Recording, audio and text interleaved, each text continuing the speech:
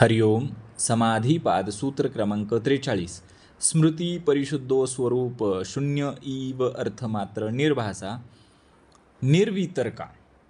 तर यामध्ये पतंजली आपल्याला निर्वितर्क समाधी कशी असते याची व्याख्या सांगतात. निर्वितर्क समापत्ती म्हणजे काय?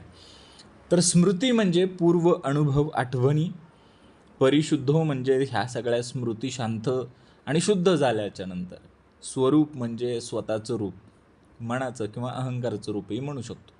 शून्य इव म्हणजे कसं, जणू काहीच नाही असं अवस्था.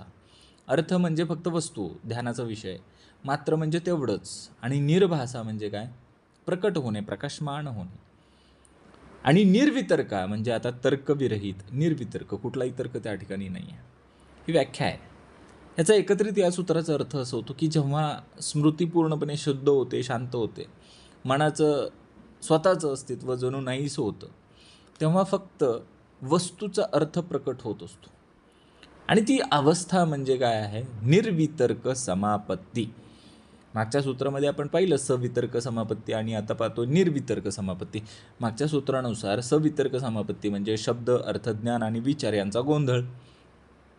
आणि निर्वितर्क समाधी म्हणजे काय, इथं फक्त अर्थ आहे त्या वस्तूचा, विचार नाही आहे, शब्द नाही आहे, ज्ञानसुद्धा नाही आहे. म्हणजे बघा, थोडक्यात सांगायचं तर सवितर्क समापत्ती म्हणजे गोंधळाची अवस्था, निर्वितर्क समापत्ती म्हणजे शुद्ध अनुभव. बघा ना, आपण ध्यान करत असतो दिव्यावरती, दीप जो असतो त्याच्यावरती आपण ध्यान करत असू, तर सवितर्क समापत्तीमध्ये काय होतं आहे, शब्द आहे, ज्ञान आहे, कल्पना आहे. शब्द काय म्हणतो, हा दिवा आहे. ज्ञान काय म्हणतो, तो दिवा प्रकाश देतोय, तिमिरातून तेजाकडे नेतोय. आणि कल्पना काय म्हणतोय की तो दिवा अत्यंत पवित्र आहे, म्हणजे अजूनही विचार चालू आहे. अशी अवस्था म्हणजे सवितर्क समाधी. आणि आता निर्वितर्क अवस्थेमध्ये काय झालं, शब्द नाहीसे झाले, विचार नाहीसे झाले, फक्त त्या दिव्याचा, आपल्यासमोर जो आलंबन म्हणून घेतलेला दिवा आहे, ज्याच्यावरती आपण ध्यान करतोय, त्याचा फक्त शुद्ध अनुभव आता त्या ठिकाणी राहिलेला आहे. आता तुम्ही आणि दिवा यामध्ये कुठलाही फरक जाणवत नाही आहे, बरोबर का? साधक जेव्हा समाधीच्या टप्प्यावरती हळूहळू पुढे जातो ना, तसतसं त्याच्या स्मृती म्हणजे पूर्व अनुभव म्हणजे भूतकाळातील ठसे शांत होत जातात, शुद्ध होत जातात. अहंकार जो आहे तो लुप्त होत जातो.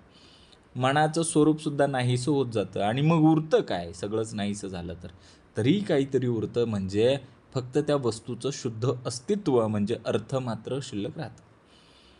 ही जी अवस्था आहे ही काय आहे, निर्विकल्प समापत्ती आहे, म्हणजे अनुभवाची सुरुवात आहे. खरं तर हा ध्यानातील खूप मोठा टप्पा आहे. सवितर्क अवस्थेकडून निर्वितर्क अवस्थेकडे, समापत्तीकडे आपण येत असू, तर ही अवस्था आपल्याला काय दर्शवते की मन शांत होत आहे, विचार थांबत आहेत, साधक आता द्रष्टा न राहता स्वरूप बनत आहे. म्हणजे मी ध्यान करतो इथंपासून ते मीच ध्यानाचा विषय आहे अशी अवस्था गाठणे. आता निर्वितर्क समापत्ती म्हणजे काय, जिथं स्मृती शुद्ध झाल्या, अहंकार नाहीसा झाला, विचार म्हणजे तर्कच नाही आहे तिथं, म्हणून तर त्याला निर्वितर्क असं म्हटलंय ना. फक्त वस्तूचं शुद्ध दर्शन आहे. बघा ना, आपण कुठून आलो, सवितर्काकडून निर्वितर्काकडे आलेलो आहोत.